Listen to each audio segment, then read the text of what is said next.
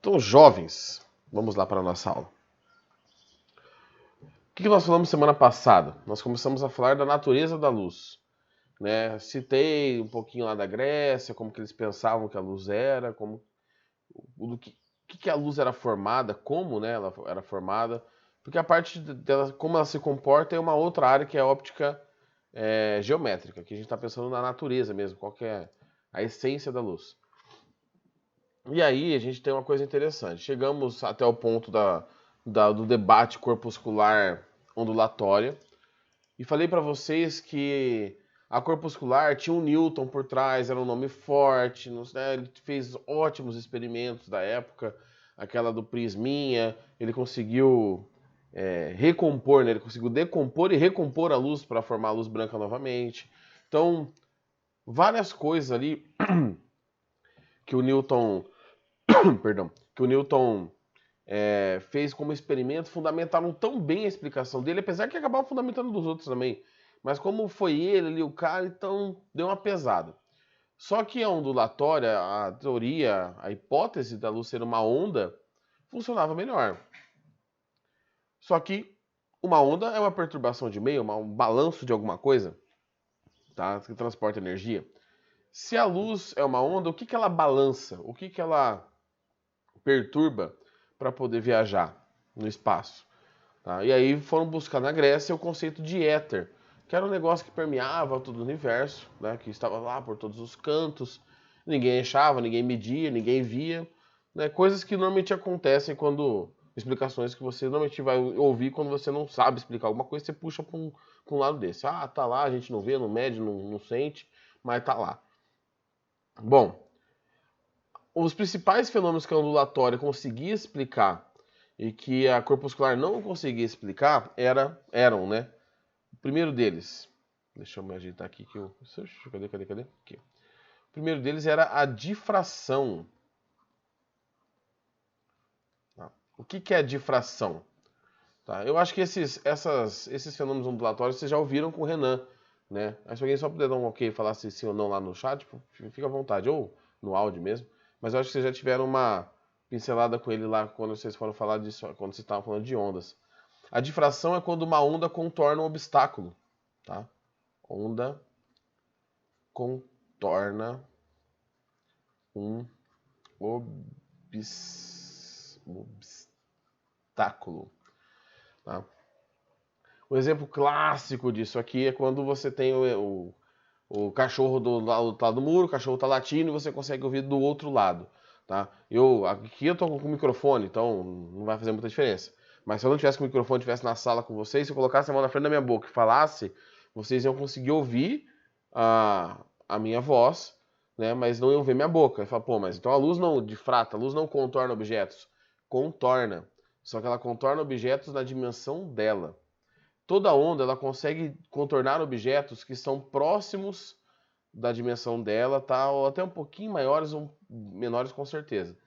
Então, quando a onda ela é muito menor do que o objeto, ela não consegue contornar ele. E é o que acontece quando você tem morros, montanhas com a estação de rádio. A onda eletromagnética, né, que é o que a gente considera que a luz, de maneira simplificada até então, né, que a gente vai falar de outra coisa hoje, ela viajava pelo espaço, não nessa época deles aqui, no nosso conhecimento, que vocês já usaram e vão usar bastante nessa apostila nova que vocês vão receber. A onda eletromagnética que transporta a informação do rádio, ela é muito menor que algumas cadeias de montanha, que algumas regularidades. Aí ela não consegue ultrapassar, ela não consegue contornar esses objetos. Quando tem uma casa só no caminho, a casa é muito menor, ela contorna. Se tem uma montanha, um vale, alguma coisa que tem uma dimensão parecida com a dela, ela contorna, ela consegue passar. Tá? Então é importante que a difração ocorre com objetos próximos de dimensão, né? Então, obstáculos com dimensões próximas a da onda, tá? Vou colocar um simuladorzinho aqui para mostrar para vocês o que seria a difração da luz. Eu vou dar um exemplo que para vocês não vai servir de nada, mas dependendo do jeito que a sua casa foi construída, se ela foi meio mal construída igual aqui onde eu moro, você consegue perceber a difração da luz num experimento bem simples, tá? Então, se vocês conseguem ver isso na casa de vocês, legal. Se vocês não conseguem, um dia vocês vão trombar com essa imagem em algum ponto e vocês vão perceber isso acontecendo. Então, vou colocar aqui, ó. Pera, deixa eu só ajeitar aqui, beleza, pronto. Então, olha aí. Não se preocupem com esse monte de setinha aqui, ó. Deixa eu puxar pra cá. Esse monte de quadradinho, bolinha, esquece isso, tá? O importante não é isso aí, não. Qual que é o experimento que aqui em casa, quem construiu fez, eu consigo ver a difração da luz todo momento? Porque a luz é uma onda muito pequenininha, né? Por isso que ela não consegue contornar a nossa mão, aí forma sombra, tudo. O banheiro aqui, quando você vai encostar a porta não fecha direito. Ela fica uma frestinha muito pequenininha, um filetinho que deixa a luz do banheiro ir para o corredor. E aí, ao invés de formar uma linha, tá? Uma linha de luz, né? No corredor, igual quando você deixa a porta um pouco aberta, forma aquele traço, né, de luz, formam várias linhas. Então, deixa eu ver se eu consigo simular aqui. Tá? Deixa eu ver. Por exemplo, tá? Vamos colocar que essa linha foi aquela linha que formou no banheiro aqui de casa. Na hora que eu acendo isso aqui, ó, forma essa projeção da direita. Então a luz está vindo aqui nesse laserzinho verde, ela está passando pelo orifício, tá? Com um obstáculo que tem um orifício, ela consegue contornar e continuar, e na parede ela tem uma projeção. Então ela tem um comportamento ondulatório. Só ondas fazem difração. Partículas não fazem difração. Eu não vou jogar um clipes aqui no corredor, aqui vocês não conseguem, não entendem como que é aqui, né? Aqui do lado que eu tô gravando tem um corredor. Se eu jogar um clipes aqui no corredor, ele não vai entrar no quarto lá, não vai fazer isso, tá? Então, só ondas fazem difração. E aí isso fortalecia a ideia que a luz era uma onda, né? E atrapalhava a ideia que a luz era um corpúsculo. Eu posso mudar esse formato aqui, ó, para vocês verem como que fica a interferência da onda, né, como que fica, desculpa, essa difração da onda ali naquele obstáculo, tá? Quando a gente fala de interferência, que é o próximo caso, já vou mostrar aqui porque já está aqui no coisinha. A interferência é quando você tem duas ondas, tá, se encontrando numa determinada região do espaço. Para esse caso, eu vou mudar aqui o formatinho. Eu vou dar uma aumentada aqui nessas coisas. Então, cada buraquinho desse aqui, a luz vai passar por cada buraquinho desse. Tá? O laser que eu vou ligar aqui vai passar uma parte pelo buraquinho redondinho, outra pelo quadradinho, e vai formar uma projeção aqui. Só que olha essa projeção como que ela forma. Não sei se vocês conseguem ver, tomara que sim. Você tem regiões claras e escuras, claras e escuras, claras e escuras, claras e escuras. E você tem uma oscilação dessa intensidade da luz. Por quê? Quando a luz passa pelos orifícios, esse orifício novo é um novo buraquinho, uma nova onda. Tá? E essas ondas vão se encontrar. Elas podem se ajudar ou se atrapalhar. Tá? Não vamos entrar aqui nos detalhes sobre... Deixa eu tirar esse negócio da tela. Não vamos entrar aqui nos detalhes sobre a interferência em si, porque vocês vão estudar depois. Mas a interferência é quando duas ondas se encontram no caminho. Então, isso também acontecia com a onda, com ondas mecânicas, som, né, água no laguinho. Acontecia com a luz e você não consegue explicar a interferência pelo modelo de partículas lá do Newton, de corpos, que a luz era um monte de corpinho pequenininho. Ele até tentou, falando que como cada cor, ele falou que era um corpinho diferente, uma bolinha diferente, vamos dizer assim. Quando essas bolinhas se encontravam, essas bolinhas mudavam de cor e a gente percebia. Então, assim, ele tentou fazer uma explicação, mas não colou muito bem, não. Então, a interferência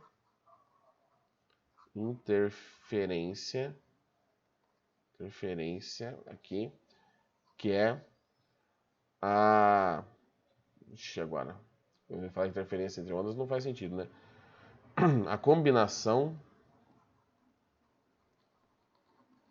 de ondas no espaço. E por fim, a polarização, que é o que faz basicamente... Toda tela tem um polarizador em algum nível, tá? E é o que faz o óculos 3D funcionar lá no cinema, aquela porcaria de óculos 3D. Então temos aqui a nossa polarização. No que consiste a polarização? Vamos imaginar aquela janelinha do colégio, das salas, né? Aquela esticadinha assim, pequenininha, né? Você abre o vitrozinho lá, pá, tem um espacinho assim, um retângulo, que por onde entrava o ar ali. Imagina que você está com uma corda balançando deitada, assim, ó, oscilando deitada, balançando ela para um lado para o outro, para esquerda e para direita. Aquela minhoquinha que vai formar na corda ali, ela consegue passar pelo aquele vitrozinho. Por quê? Porque o vitrozinho está deitado. O buraco do vitrozinho está deitado. Então a onda passa por ali. Se você tentar fazer essa oscilação passar de outro jeito, por exemplo, balançar a corda para cima e para baixo, se o vitrozinho está deitado, a corda até passa pelo vitrô. Só que aquela oscilação tua vai ser barrada, porque a tua oscilação está na vertical, a corda está balançando para cima e para baixo, para cima e para baixo, para cima e para baixo. E na lateral, você tem o que a gente vai chamar de polarizador. Então, a polarização também, que é só uma introdução, é como se fosse um filtro de ondas. E aí, como que ele funciona? Vou fazer um esqueminha aqui bem simplificado, mas eu acho que vai dar para vocês entenderem melhor do que eu falando desse jeito. Temos aqui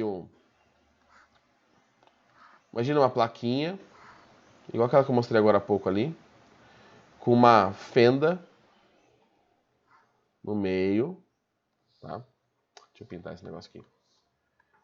E aí eu tenho duas cordas oscilando. Deixa eu fazer um pontilhado aqui. Cadê minha régua? Eu tenho duas cordas oscilando.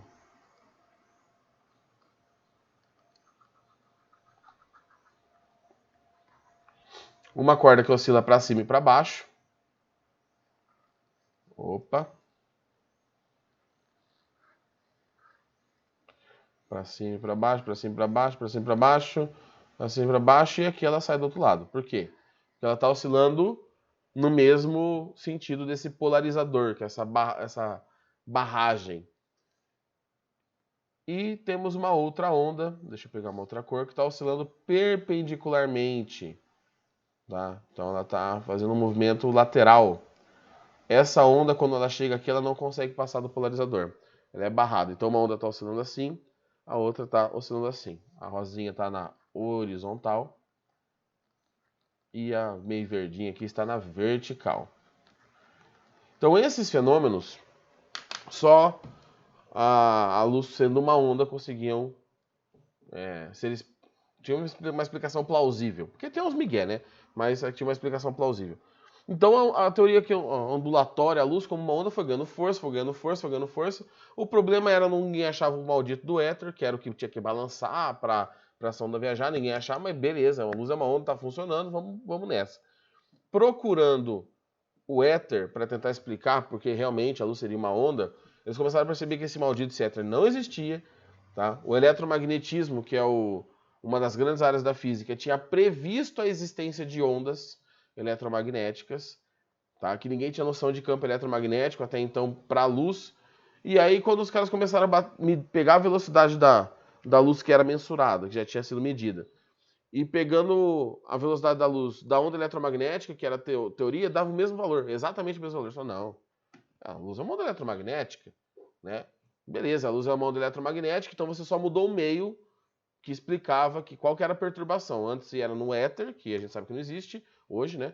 E depois foi para campos eletromagnéticos, influências eletromagnéticas. E aí a luz foi considerada uma onda eletromagnética. Sossegado, todo mundo feliz, todo mundo contente, soltando o rojão para cima.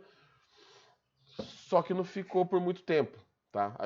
Vocês vão trabalhar, quando a gente for entrar nessa apostila nova, nessa última do ano aí, a gente vai trabalhar bastante com luz, mas não desse jeito. Vamos falar com espelho, lente, problema de visão. A gente vai trabalhar a luz como onda eletromagnética ali, tá? Porque já é suficiente. Então o modelo mais simples para a gente já é o suficiente. Mas existe um fenômeno que não era explicado de jeito nenhum pela ondulatória, tá? Que era o efeito fotoelétrico. Efeito fotoelétrico. Gente, vocês já receberam a apostila nova, falando nisso? A do quarto mestre? Ou ainda não? ainda não, acho. Não? Tem que descobrir quando vocês vão receber. Então, o efeito fotoelétrico, o que é o efeito fotoelétrico? O efeito fotoelétrico é isso aqui, ó. Deixa eu mostrar para vocês.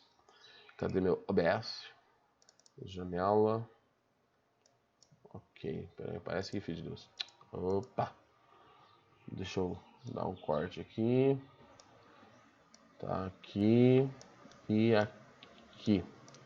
E por aqui embaixo da minha cabeça. Pronto! Esse aqui é o efeito fotoelétrico. Professor, mas o que é isso aí? Não tô entendendo nada. Pera aí, deixa eu ajeitar aqui. Cortou um pedacinho da lâmpada. Bom, o efeito fotoelétrico aqui é o seguinte. Você tem uma lâmpada, certo? Aqui tem um controlador de radiação. O que eu estou emitindo? Eu posso emitir desde o infravermelho até o ultravioleta.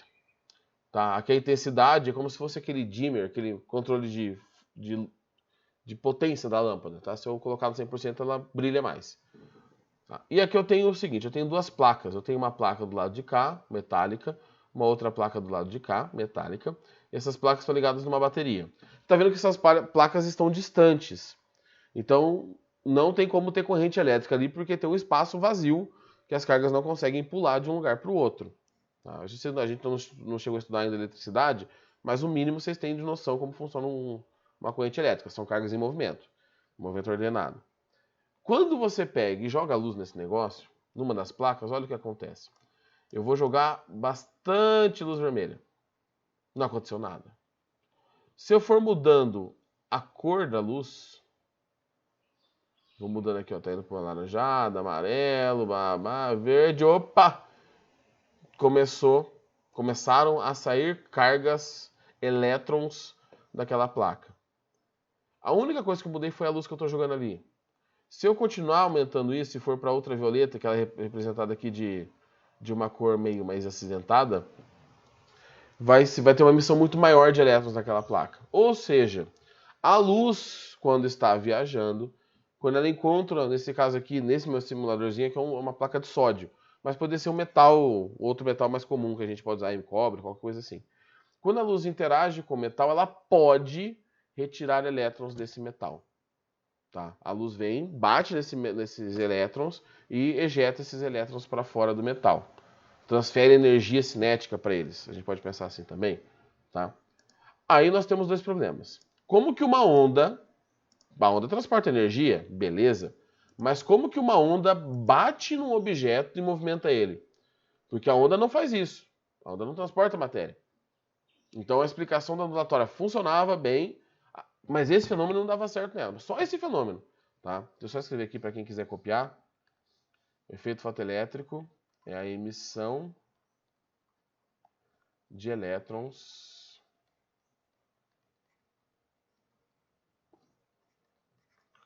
a partir da incidência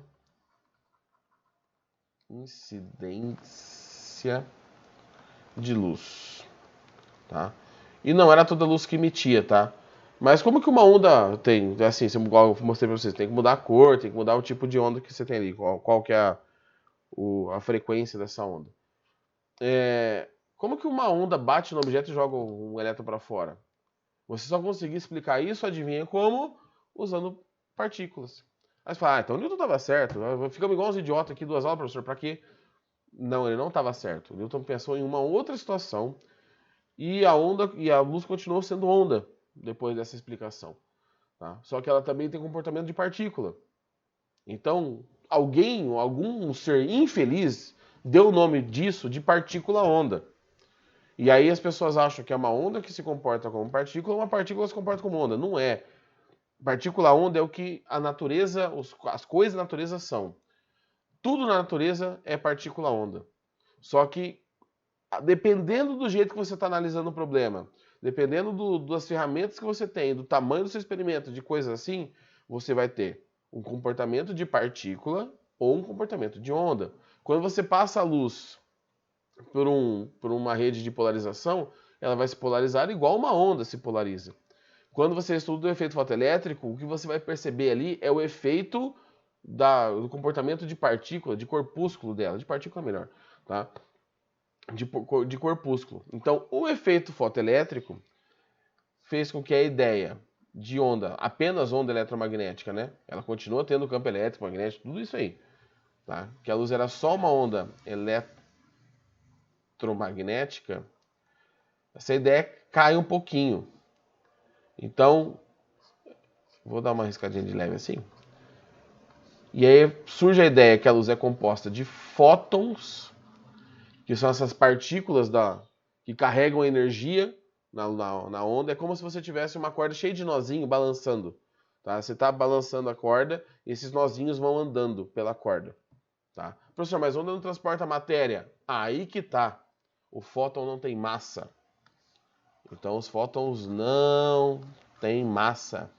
Então eles podem viajar pela luz, pelas ondas eletromagnéticas, transportando a energia dessas ondas porque eles não têm massa. Eles não violam o princípio básico do que é uma onda. Esses fótons, carregam energia. E a energia desses fótons é dada por HF. Então olha lá. E é a energia dos fótons.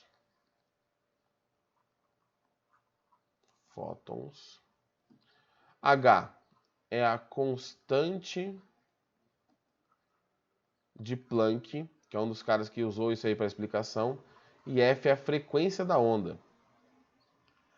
Tá? Então, isso consegui explicar. Eu não vou entrar muito no detalhe, tá, gente, do efeito fotoelétrico, isso aí é para física moderna para o ano que vem.